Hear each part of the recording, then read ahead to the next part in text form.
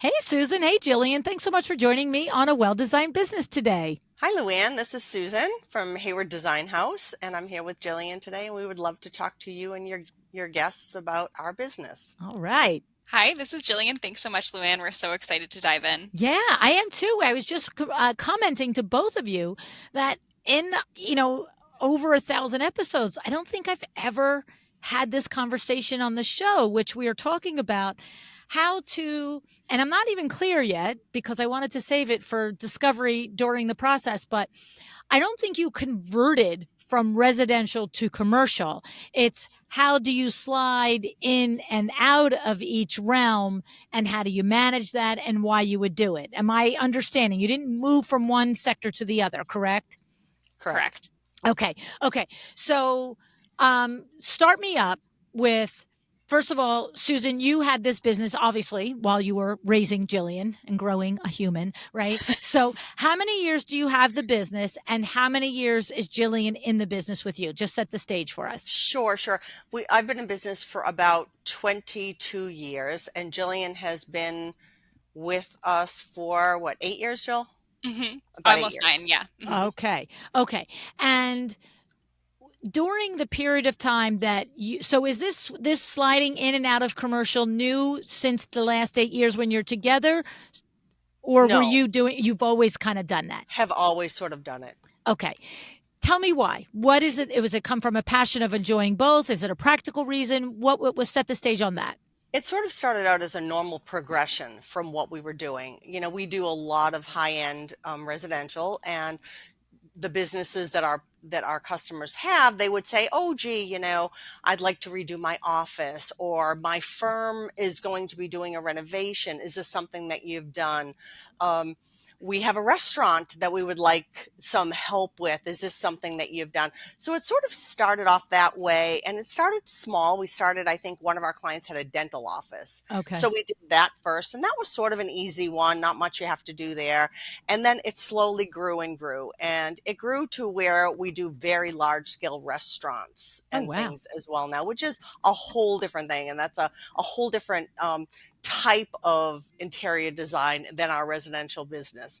And we find that it's so fun for us because flopping back and forth, it's a complete different set of skills that we have to use, as well as all of the things, the gratification that you get as the result of it, different with a residential versus a commercial. Right. Okay. And do either of you have a preference? Like when you get a big commercial job, is either one doing a happy dance or you get a big residential job and the other one's like, ah, dang it? Or do we have a preference, either of you?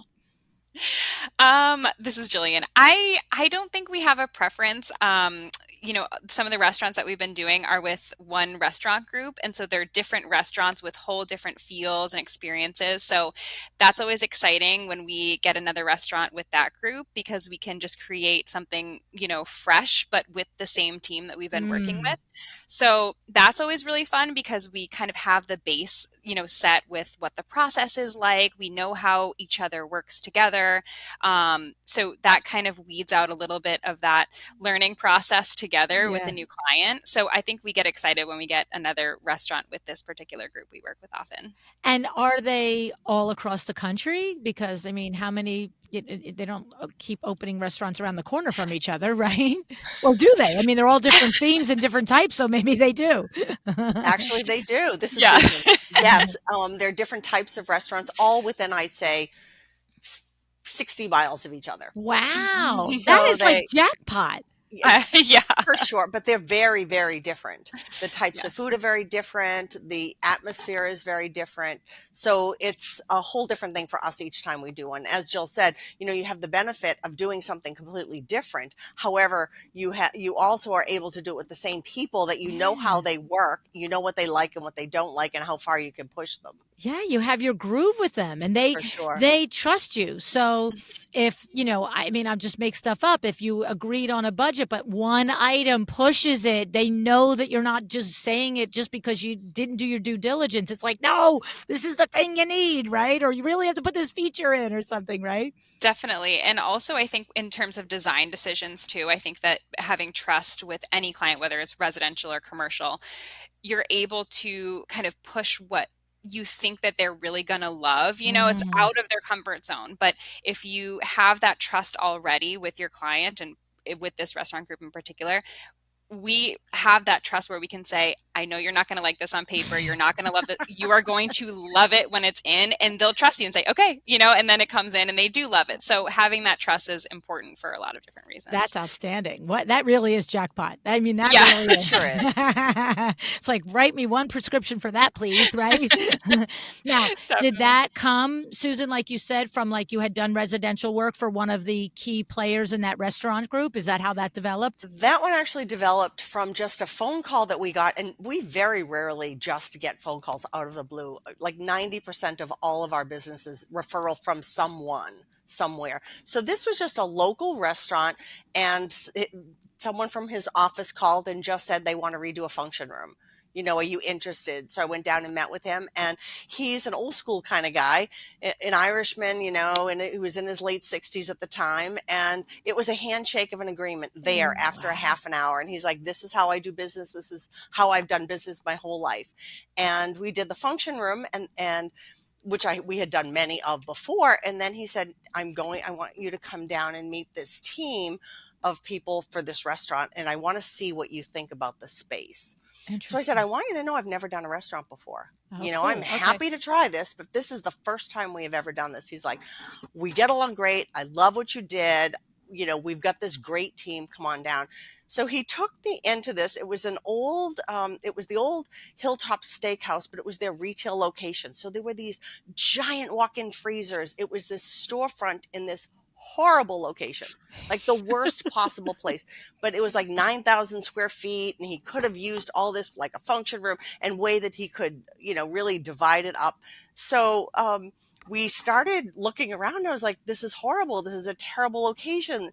You're looking out into this parking lot. So he's like, okay, quick, what are we going to do here? I said, it's going to be a speakeasy. We have to block up the windows. We have to make everyone feel like they are not where they are. And he was like, love it. I love casinos. Let's give that be the thought. So that was how we started that particular restaurant. And each restaurant we've done, that's how we've sort of helped to come up with what the theme is. Isn't that something? So, I mean, there's no strategy we can follow in that, though. Like, I got lucky. It was a phone call, and he was a great guy, and then he walked me into this other stuff, right? I mean, but, I think it falls under the category of, you guys have shared with me that you're listeners of the podcast, of that be prepared to be lucky, right? Like Absolutely. The body of work stood before you. So they called you from whatever way but they had to have gone to your website. They've gone to all the different places and vetted you, right? And so that's that be prepared to be lucky. And that becomes your jumping off point. Then you are working with other people in the industry. Yeah. You're working with the people that are doing the back kitchen. So the back kitchen people now do restaurants all the time. So the more that you're getting to work with the back kitchen designers, then they're having a good relationship with you, so that when they're going to go and starting another restaurant somewhere else and they need a front interior designer, you're the person they're going to call. So that's sort of how we work very, very hard with every job we do, is to work very well with the people that we're working with, so that each person becomes our next, referral and point of contact. What's interesting about that is you shared how you looked right at him and said, like, I've never done a restaurant design, right?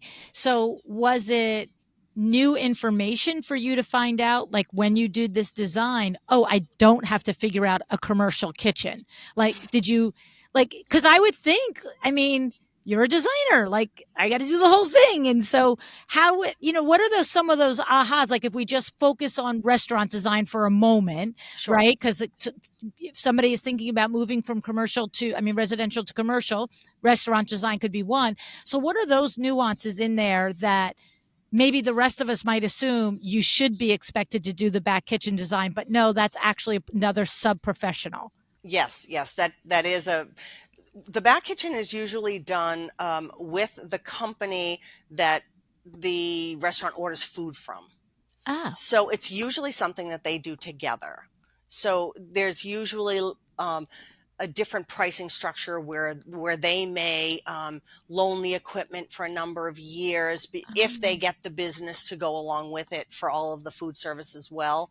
So that's a whole different type of design. And they have their own team that lays out so that the sous Everything. chef is in the places that he or she has to be and all the things. You don't have to now go figure out how food is made at mass levels so that it's set up right. No, and the equipment alone is a whole different thing. What Yeah. are the different types of equipment that you need back there? What's the ventilation requirements that you need back there? What are the OSHA standards that you need for people back there? There are so many different things that is its own thing. Zoning requirements that are back there. You get into zoning when you get into commercial, and that's a lot different than residential. So you have to be able to always have the information for where you're working. So available. I would say if I happen to get a phone call from a restaurant guy and he's like, hey, I want you to do the thing. If he or she, that restaurant owner, if it's their first endeavor and they are also unaware, like if I'm a designer listening and I have this opportunity and that client thinks I'm doing the kitchen and the front, I need to be the one to say, you need a different professional for that, right? Definitely. And that would be all in your full scope of project, right? So you would get that clear right at the beginning. Yeah, because that's like, I mean, is there any level of kitchen design like in a commercial? Could it be a mom and pop pizzeria that you might as a designer tackle, or there's no level that any designer should tackle the kitchen design in a restaurant? I don't think so. Yeah, definitely not. It's so specific to what's being cooked, and like Susan said, the standards and all of that information that we need to know the commercial standards for design in terms of what fabrics you can use, what materials you can use. You have to know all of the fire ratings and all of that. But in terms of the kitchen, that's like Susan said, that's a whole other beast, and that's not for us. Okay. Well, that's good information to know. Yeah, we've done the mom and pop as well, and we've done the pizza parlor as well, and they still do have their own. The owners usually know that. They know who the person is that they're going to go to for that. That's interesting. Okay, that's I mean, that's news for me. I would have thought that as the smaller environment project, everybody would think you're supposed to do it, and I could see, I know what I'd be doing. I'd be like down a rabbit hole, Googling this crap and researching it, and then like, oh, isn't on me? Oh, okay. I have a degree in it now. I could do it though. For sure. Right. Definitely. Okay. So for you, Susan, it started organically, the shift back and forth. Now, once you did it once or twice or three times, here we are 22 years later, Jillian has joined you, you still continue to do it. So is the reason that you continue to do it, is it because, look, it comes up, it's my current client and it's I already know that person, or there's a business reason for it? Like, why do you continue to do it? And then we'll get into the pros and cons of the physical doing of it. Well, one is just cash flow. I mean, there are certain times when residential design may not be as profitable as commercial design and vice versa. So it's nice to be able to have the flow back and forth. When one may not be as busy, the other one generally is. Commercial is pretty much busy all the time. Residential, may have its time of year. It's summertime, so a lot of people really don't want you coming in and doing their house then. Whereas in a commercial business, they may, if this is their slow time of year, and they don't have a lot of people, right? And they want people shopping and eating and drinking. Yeah, we do, financial service firm, and this would be their slow time of year. Gotcha. So this is the time they would want us to come in and redo their offices, and not doing it during, April when, December to April when they have all of their cash crunch stuff that they want to be getting done. That's an interesting thing to do. Like if you were going to actively look for commercial work to do, to consider the ebb and flow of that type of industry and their seasonality. Yes. And if you have, people in different industries that you can continually reach out to always have feelers in the different areas. Maybe it's a commercial realtor that is bringing in these businesses into these locations. Downtown Boston here, we're having a lot of problems with trying to fill some of the commercial space since COVID. A lot of the commercial space, there's not the size of space that people needed that they did before. Right. So they're downsizing. So what to do with all this commercial space? So we've worked with a couple of realtors where we would say to them, hey, I'll tell you what, if you have someone that seems really interested, we will come in and we will walk it with them and let them know what they can do with the space, how that space can best be used it helps the realtor in trying to make the deal.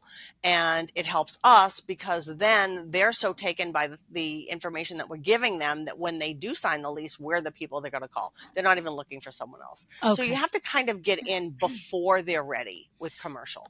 So in the weeds on that, I know that X amount of people just went, do I pay the realtor for that? Do I give the realtor a commission on that? Do I do I make the realtor pay me for that? Like, you know what I'm saying? Like I'm always like, hey, just give it and then it'll come back. But how do you do that? Like, and did you organically meet these commercial realtors, or did you knock on doors and say, hey, this is an idea that might help your business, and of course it will help mine in return? How did you guys handle that?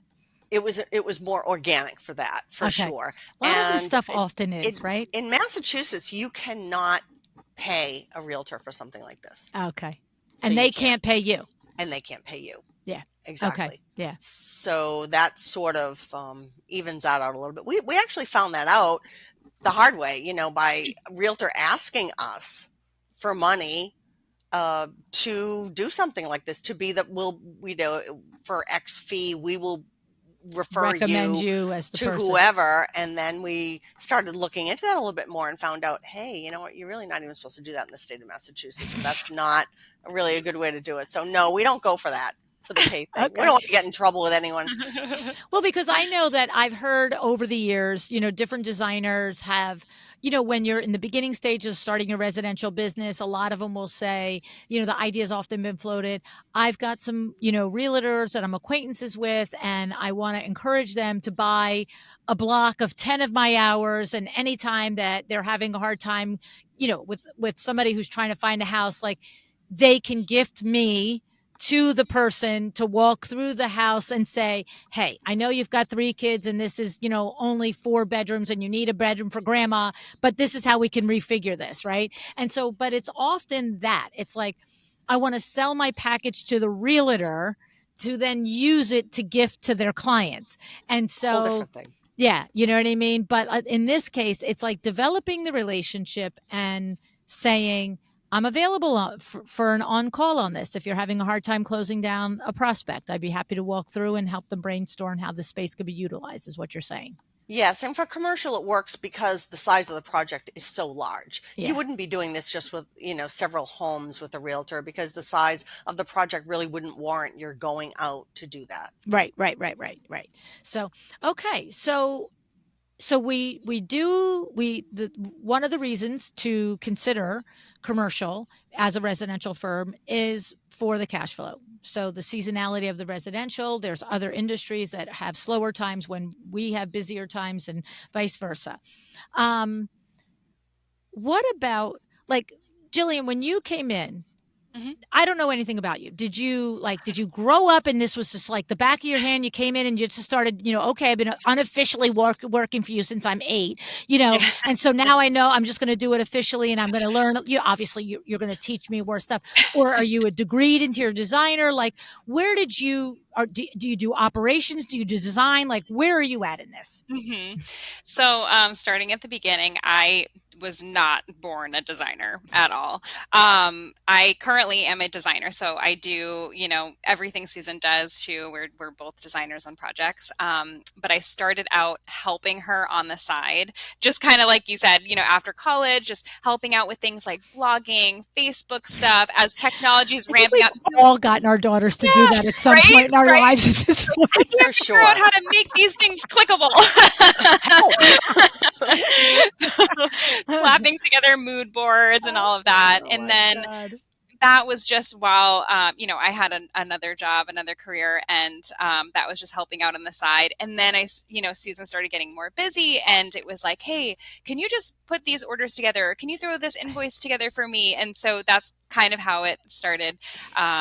Ramping up a little bit. And then I just really loved it. We worked so well together. We really are like best friends, and it was just kind of a seamless transition. My degree is actually in marine biology and in so French. helpful. Yeah. So totally applicable. So I am very like science minded. So the design part of it was the part that I had to learn. I feel like a lot of designers go in with this amazing eye and then have to figure out all the other stuff like the floor plans and furniture plans. But for me, it was the opposite. So I really loved doing the floor plans and all of the nitty gritty stuff that made sense to me.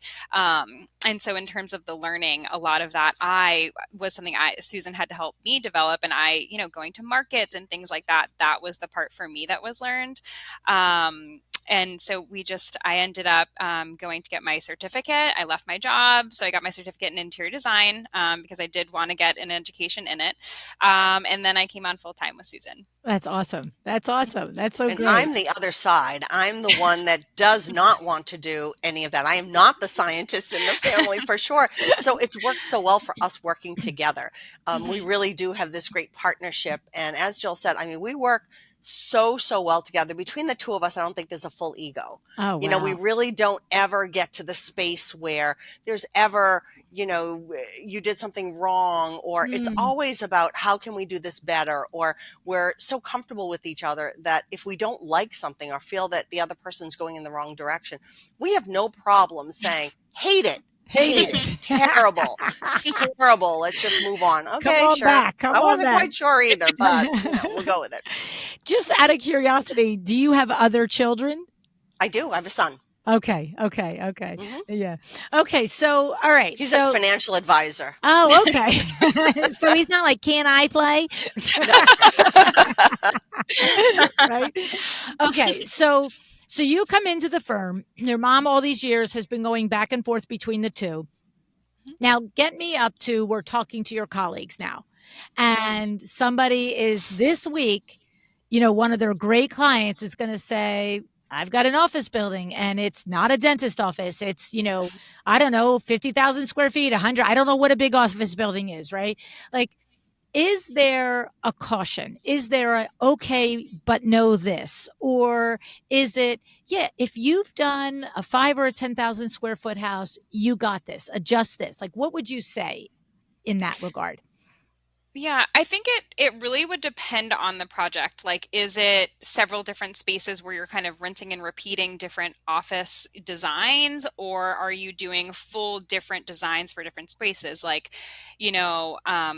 for example, if you have one of our office buildings, we have several different offices where they wanted like the same desk in each one, right? So might not be as intimidating as it may sound when you're like, I have 20 offices to do, a cafeteria, it might actually not be so intimidating. Kind of when you really like one office times 20, right? You just have to measure, make sure all the things fit, right? Right. They might want the same carpet in the whole space, so it may actually, we find that sometimes commercial is easier in that sense. It's larger, but sometimes it's easier because you are, these large spaces, you're repeating a lot of things. So it does feel a little bit easier, but I would say in terms of the caution, to really just get a good scope of the project and understand, do you have time in your schedule to, go over however many times you need to go to meet contractors? Are you set up with the proper systems in terms of scheduling things and keeping track of everything? I think that's where you can get lost really quickly. We have found that too, where we're like, we need to take a second and really go through the full scope, get updated on everything, because it's a little easier when you're doing that maybe just with yourself and you have these things written down. But when you're working with a full team, you need to make sure everyone has the same communication and the same access to the notes and to the products and all of that. So making sure that you have a good system in place. I would also think there has to be a level of, if you were strictly have been residential, right? Like, I mean, how many times you've been into a hotel, beautiful, but like I've stayed at the Encore in Vegas. Oh my God, 20 26 years, we have stayed strictly at the Encore, and we go on average twice a year. Vincenzo loves it there. Okay.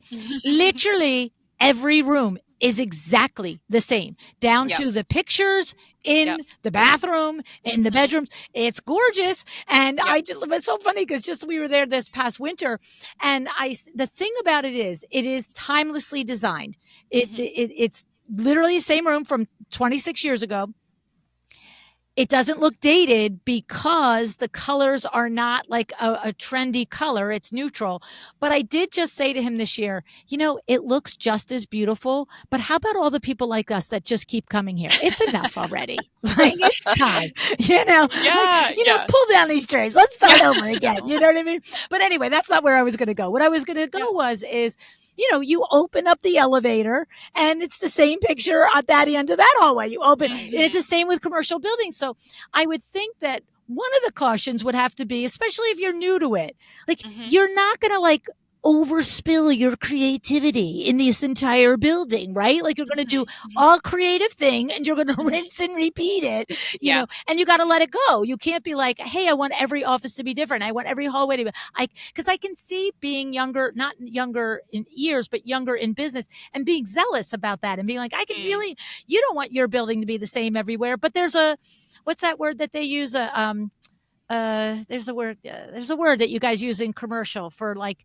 making the cost value. You know what I'm saying? What's that word? What's that word that you use? Price valuation. I don't know. It's going to come to me. Do you know what I'm saying? Yes. Right. So is that something that is a thing? Did you ever have to think about that, Susan, when you first started? Budget is to the penny with commercial. It's very different. No putzing. No, you can't. Even with restaurants, you have a lot of leeway there, but not with that. And you're much more the head of a team when you're doing something like a commercial project like that. There are so many other players. There's the owner. There might be the building management. And then is it a union building? Are you bringing your people in, or do you have to work with the union people that are in the current building? So a lot of times you're working with people you've never worked with before. The businesses have, whoever has hired you has assigned someone on their staff to work with you. Okay. And then you have their financial person that is working with you. So it's a much larger team, a committee of people that are making decisions. So everything moves very slowly. You may be having weekly phone calls. You have to build all that into your scope of project and into your budget for yourself and what you're going to be charging, because you may have to be doing a Zoom meeting twice a week for an hour with these 20 people and know that you're not going to get much done for 2 months. Yeah. There's so many different individual nuances that people are going to be going through. So you have to really build up all of your project management into the fee that you're going to be charging. Did you learn that the hard way, Susan, when you first did it and you're like, oh my God, I didn't charge nearly enough to have the same conversation twice a week for 5 months? No, because when we started doing it, we weren't really the team leader yet. We kind of started some of these projects where we may have been called in after the fact. In fact, that's been our MO from residential right on through, is that we're the designer that comes in after they've had it with their designer. So we're picking up the pieces for what someone else may have finished. So that was sort of how we started the first job, was just from that. They're like, come on in. What can you do with what's left? And then we kind of work from there. Yeah. And in these types of situations, is it typically that the builder on the project, that builder is supplying the painters and all of the things? You're not now bringing your own wallpaper guys and your own painters and stuff, electricians, you're just specifying product, doing floor plans and so forth, placing orders, getting it all delivered. Okay. Now, margins are ridiculously different, right? Yeah, they are. Yep. So design fees, are they based on square footage? Are they based on percentage of, the overall budget for the project? Is it the Wild West, whatever you can get away with? I would think there's design fees and profit on product sales, right? Yes, exactly. Our pricing structure depends on the size of the project. So that would depend both residential or commercial on the size of the project, and the full scope of the project would be depending on what our fee versus markups would look like. That scale kind of slides depending on the size of the project. Okay. So what's typical? Like if I am looking at, a particular, like what's somebody coming out, Mhm. they're going to take their first toe into this. Is a 10,000 square foot building a big deal? Is it more going to be 50,000 because you're capable of doing 400,000? Like, and should somebody go in and pitch a price per square foot or a flat fee, or is this just like you have no idea that there are way too many things that have to be considered? There's no way we could give somebody a rule of thumb on this. Yeah, I think that if you've never done commercial, you cannot jump into a big scale project right away. Right. I think that you would be doing yourself financial harm by doing that. Okay. And you could ruin your entire business because it could completely take over. And if you're a small business, the type of support that you need for it, you just won't have. And all of your other clients are not going to get the attention that they need. Right. So I'd say right off the bat, don't bite off more than you can chew if you've never done it before, by all means. And, as far as pricing, as Jill said, our pricing is different depending upon the type of project and what our involvement is. If our involvement is only procurement of product, like specifying product and procurement of product, that is one fee. If we are actually the project manager on site, in Gotcha. addition to that, that is an additional fee. Mhm. So we sort of learned that through residential, through the School of Hard Knocks, where, the client says, oh, I have my own contractor and my own painter and all of that. So all I need is for everything else. But yet the contractor is calling you, the painter is calling you, and you're becoming the Project extra manager. person on there. So we got that straight right away. So we always have a project management fee if that's something we're going to do. And we make it very clear what that means and what we won't do if we don't include that fee. Right. Okay. So then if I have a bigger firm and I've got, I'm organized, I've got, process and systems locked up and buttoned up, then maybe I am in a better position to possibly put my toe in it. If I am with less resources, either people, experience, finances, whatever, basically, the suggestion and the point of view of the program today is this is a viable revenue stream if you're a residential firm because of the seasonality of the pipeline. So is the baseline advice, look for the opportunities within your residential clients, and that's where you go. If somebody has an office and maybe if that person has 100,000 square foot office, maybe you refer that out, that's fine. But if they have an office in an office building, and because a lot of times that'll happen too, it's an existing office building, somebody gets promoted to VP, and now that person can have their office redone and their company allots a budget, right? Mm-hmm. Yeah, definitely. And familiarizing yourself with those particular products, because a lot of times offices have like a specific type of carpeting or specific vendors that they like to work with. And, your commercial vendors and your commercial products are not the same as your residential ones. So educating yourself on what types of materials that office, you can have in that office, and types of things, in terms of durability. It's going to be getting heavy wear depending on where it is. So really educating yourselves on what you're showing your clients is important as well. Okay. You also have to be careful when you're working with businesses. For example, like we work with a financial services company and it's a national firm. So they have an entire department that does nothing but moves and renovations, but they don't have an interior designer.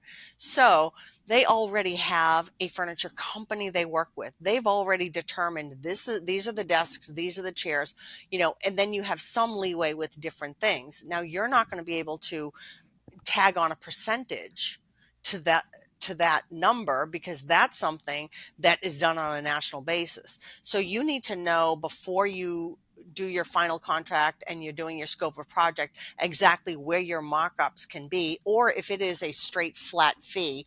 And then even with your flat fee, you have to be very particular about what the parameters of that are. Okay. Exactly what does that include, and then what might be additional above and beyond that. Mm-hmm.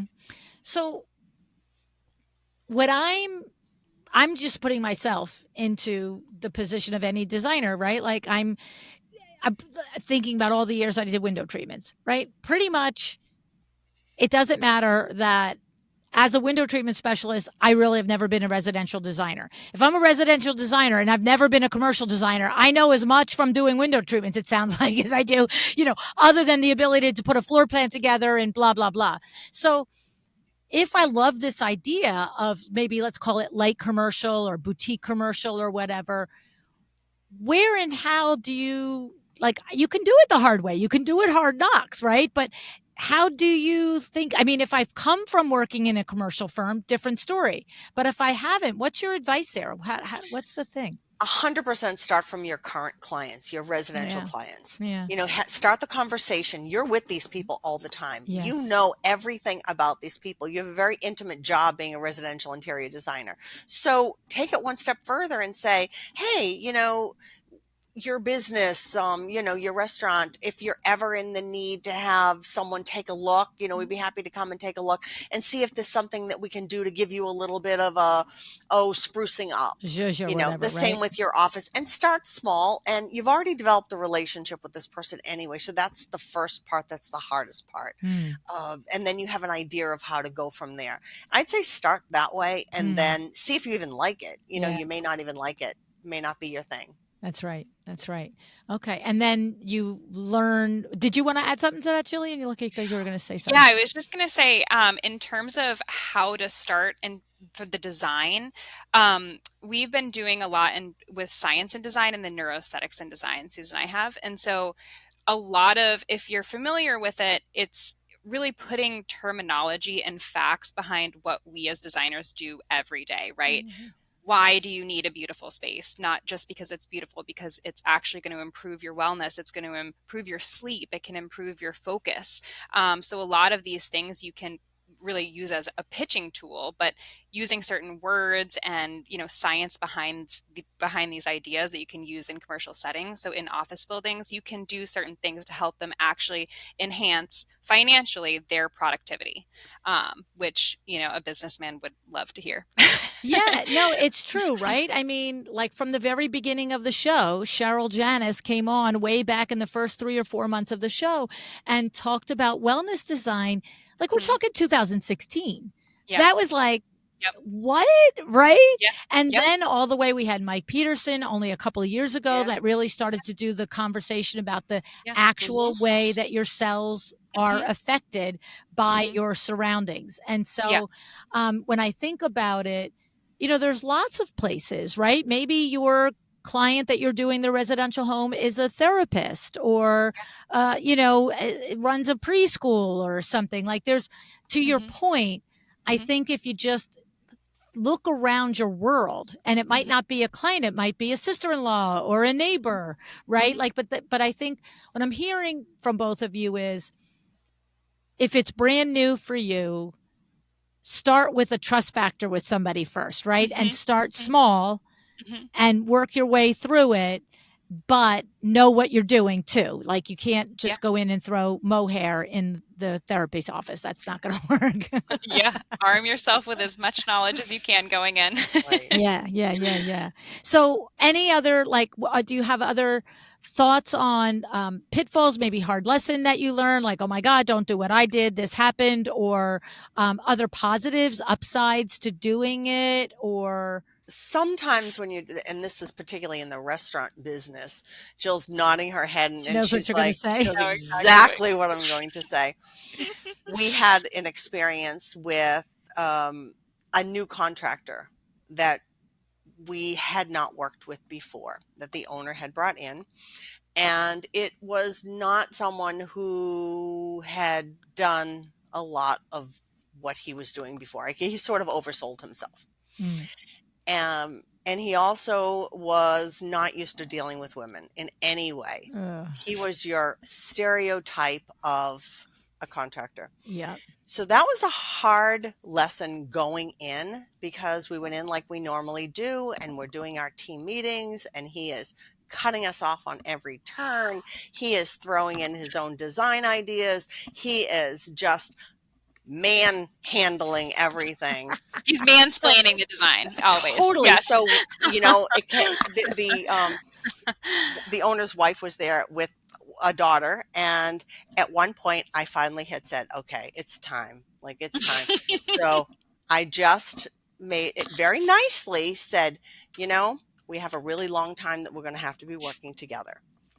You're the contractor, I'm the designer. You stay in your lane and I'll stay in mine. And all of it was sort of like there was silence in the room. It was like a revelation. And then as we were leaving, the owner's wife and daughter came over and they were like high-fiving and Thank saying you. that had to be done. Oh, wow. So that, but when you do something like that, it's starting things on the wrong foot. So then you have to kind of start backsliding again and saying, okay, now that I've done this, now I have to make friends again Yes. and try to. So I'd say that, you always have to stick up for yourself and for what you are doing, and make sure that your value on the project is there, but yet you have to do it while still working with these people throughout a very long, maybe 2-year project. So that was kind of a hard lesson for not setting that up from the beginning and letting things go on as long as it did, that we had to then do something so forcefully, so quickly. Do you think that the owners of the project, the couple that owned the project, do you think that they were aware prior to that like basically his misbehavior, and they also were not taking care of it, so that, or do you think they didn't see it until that day? Like, you know what I'm saying? I'm going to let Jill answer this one. I think that I'll just say we had to be our own advocates. Yeah. Definitely. I don't think it really mattered. So, Susan and I are not, I think what was hard for us was not sticking up for ourselves. We have no problem with that. It was because I think that designers get a bad rap in that we're sort of known or assumed to come in and say, this is my project and my way is the highway, right? And so what our whole thing, and I think why we're, well respected in our area, is because we do the opposite. We come in and we're like, hey team, how are we going to do this together? We work with the contractor, with, the guy doing the wallpaper, the paint, whoever it is. We just have a level of respect where, if you're doing our woodworking, I am not going to tell you exactly how to do it better than you are doing it, because this is your thing, so we try to go in with that mindset of working together, which I don't think every interior designer does, unfortunately. And so we're sort of at that standard, or held to that standard. When we go into a new project, a contractor might just think, great, here comes the designer, Right. I think that it was hard for us to do that because we're like, we don't want to be these people, we just wanted to have a good team here. So I think that's why it was hard. But yeah, you have to advocate for yourself, but do it in a way where you're setting your boundaries professionally, but you're still respecting every part of the team and knowing who does what well, right? Like, we're always calling our vendors saying, or we have an amazing woodworker that we work with, and we're asking their advice all the time. Like, hey, this is the idea that we have, but how can you make it better? What do you think would be a good idea to do? Instead of saying, no, I need it to be this color on this wood. And they're saying, well, you shouldn't do that because this wood can't do, whatever. So I think that, just making sure that you respect all of your team, but also have your boundaries. And it sounds like there's more opportunity for that to happen in commercial, because there's a lot more times where you're not hiring the whole team, is what you're saying. Yeah. So and I think, to me, just having been down the road and having been 20 and 21 and 22 and a young kid on these types of commercial projects, doing the window treatments and stuff, you have to, like I always say, you have to have your chops. If you have your chops, then you can calmly say, hey, move out of my lane. But when you're like also skating on thin ice and you're like, rah, rah, rah, rah, it's different, right? And I think it's so funny because I had an incident recently where, you know, it's like that moment. It's like, I got to cut your knees off. I'm sorry. I gave you all the rope in the world, but here comes my machete, and there go you at your knees. I'm done. You know, like, You got it. you know, and I'm smiling at you while I'm doing it. You know what I mean? But yeah, like, okay, let me give your legs back and see if you can stand up, and we'll start over. Like, because no, I'm done. Yes. Which is what we ended up having to do. Yeah, and that's what it that's sounds like. exactly what it is. And Yeah. then you have to do the same thing to each person that's coming in. You know, you've got the tile guy, and you know, there's so many different things in a commercial job that way more than if you think about a kitchen, a residential kitchen, right? And all of the people that are in there. Think about those same people doing 100 tasks instead of one. Yeah. The plumber's not just disconnecting the sink. He's putting in 14 toilets and sinks, and you know, the electrician is doing hundreds of lights. Your lighting plan is enormous. Yeah. No, it's crazy. For me, I remember, you know, having to be, you know, in those team meetings with the designer who would bring us on the project, or the homeowner, and there's the electrician. And, you know, if I had a nickel for every time, you know, I said it, I like ad nauseum on the podcast, say it. It's like, I'm the one with the notebook. I'm the one writing down that this is where you are putting the outlet, Mr. Electrician Man, with your tool butt hanging around your knees. Come on, you know. And then Billy calls me, you know, the outlet's on the opposite side and the plug is on this side for the shade. And I'm like, no, here's my drawing, here's my notes. You know, but he's like, that's not what we said. I'm like, oh, okay, that's not what we said. Great. Like, I'm just like, I don't know how you guys do it. I really come don't. on a job with us. We would love it. It would be awesome. I'm like, oh, we had that conversation last week. Yep, sounds right. Oh God, it's just so. And like I said, I would run into it here and there, but you guys are dealing with it every day. It's like, here's the drawing, sir. Here it is. This is the same one from 3 months ago. There's the outlet. We actually walked into a restaurant, and the contractor on his own changed where the stairs went. Literally changed where the stairs were coming out of a bar. And I had to call the owner and say, they can't stay there. He's got to tear it up and do it the other way. No way. And all the reasons why it couldn't be like that. It was a hard conversation, but it happens. And you, again, that's where you have to really know what your job is. And you have to see if something that is done, how it's going to affect you and everything else from that point on. And it was a massive, massive mistake. So let me ask you something. Was it needed to be changed? It had to have needed to be changed for more than simply aesthetic reasons. Like, right? Like, or was it literally aesthetic? Because I mean, aesthetic is big enough, especially if there's a drawing saying but I mean, when you're like, no, it had to be changed. Like what? They had to be changed for the flow of the restaurant. Flow. I mean, restaurants are all about flow. Gotcha. You know, if someone's coming down the bar at the same time as people are crossing over to go into the kitchen, and then you have the hostesses taking people. I mean, so flow in a restaurant is critical. It's not the way by you're accident. Seated, you're not setting things up by accident. So you can't have people crossing over in high traffic zones like that. You just can't do it. And what the heck did the owner say, and what did the contractor say? Like, it's just a staircase. What's the big deal? This shouldn't come to a surprise, but it was the same contractor. Oh, come on! No, least shocking news of today. Yeah. Oh, that's fortunately he doesn't listen to your podcast. Yeah, right. No, because he knows everything. That's why he's perfect. He knows it all. He doesn't have to learn anything. I know. So, God. Did he pay? He had to pay. He had to absorb that. We don't know who ended up absorbing the cost on that, but it was a hard conversation that I had to have with the owner. At first, he was trying to defend what was done. And then I said, we have to go in there and do this walk together. And there was nothing that he could say. So he could have opted to keep it if he didn't want to have the even harder conversation with Mr. Knows Everything Pants, right? But when he was in the space, he was like, oh, you're right. Yeah. But I think this also comes into play where we had talked about just having that trust already, right? So we're coming in saying, this is not something where we're saying, oh, it would really be better Yeah. Right. This can't, here's why. And Susan says this all the time, which I think it's so true. A lot of times when you have, whether it's residential or commercial client, and they show you something or they say, this is the way I want it, and it sounds definite, they didn't hire a designer to say, okay, well, let's Yes. design around that, right? It's our job to say no. And Yes. here's why. Yes. Not just because it's not pretty or it's not my style, but here's why. And not only just no, but here's what we should do instead. Right. Right.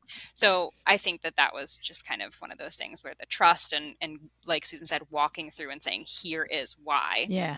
You know, it's funny. We have the similar situation over at Exciting Windows that Vinny and I own. And of course, there we teach window treatment professionals to be profitable, is basically in a nutshell what we do. And one of the big stick points when a window treatment professional is first starting to work with the designer trade is thinking they just say yes to whatever you say. And I'm like, no, you don't, right? Like it's not an adversarial thing, but if it's the same what you just said, you know, if you as a designer are coming to us as a window treatment professional and saying, this is my objective, this is what I want to do about it, go ahead, do it. And you hear it in your head, that's not going to work. It's not going to get that objective. Like I literally have debated with my window treatment peers. They're like, well, I mean, because by the way, I do talk you guys up how amazing you are and how hard your jobs is and all the complexities and all that stuff. And so then there comes that, well, then they know everything and I can't tell them no. I'm like, no. See, you will never be a professional and a valuable professional partner to them if you're just a yes person, right? Yes. Like we don't say no when it's just aesthetic. Like if I don't like the stripes you're putting with the dots, whatever, your design, you go happy place on that. But function, I got to tell you, right? Like I got to say, no, Jill, that's not going to work. Right. You know, 100%. And as designers, we can choose so many window treatment vendors, right? The reason why we are going to go to you is because we have a rep that we trust and that we know is going to give us great service, because as designers, we can only be as good as our vendors are to us. Yeah. And so even in terms of aesthetics, like we've had vendors say to us multiple times, I don't actually think you're going to love this fabric. I'm not going to lie to you. You know, and that's a big one. That's a big one. It's great, you know, but it all comes back to that same thing about trust and have, you know, whether it's with your client or with your vendor, you can say that about aesthetics. If it's like a design, you know, style choice, sure. But if it's something to do with, you know, your designer and you know the quality that they're looking for, or you know what they usually go for and what they're probably envisioning, you can absolutely say, take another look. I also love this one, right? Yes. But we go to who knows the product better than us. It's the professional. So if we look for that and we value that, and that's why we would keep coming back. 100%. And I love, you know, you said the same thing. That's when your client wants something, great, you'll bring it to life. But if it doesn't work, you've done 16,000 Q&As with them to figure out what their objective is. If we're not going to get the objective here, then I'm not just going to say yes. Like I tell them all that we none of us, you as designers, us as window treatment, we can't just be order takers. We're the professional in that space right there, right? I mean, that's sort of, you know, what do they say? Jack of all trades, master of none. Right. As a designer, we are not the professional window treatment installer. We are not the professional woodworker and mason, whatever. So we have to bring our ideas. But if they, as professionals, have a better way to do it, if there's a better way to make a mousetrap, you know, tell me. I want to know if what we're saying isn't working. We all are in this together to make this work. So by all means, they should have a voice. Yeah. And it's a fine line, right? Like, because what you described with this gentleman, he was in your lane designing, right? It's like, and I think that's the knee-jerk reaction that some window treatment professionals, in my experience, it's like, well, I don't want to tell them their job. And I'm like consistently trying to educate on the slice of that nuance, that difference. We're not running the job. We are not imparting our ideas, our, you know, vision.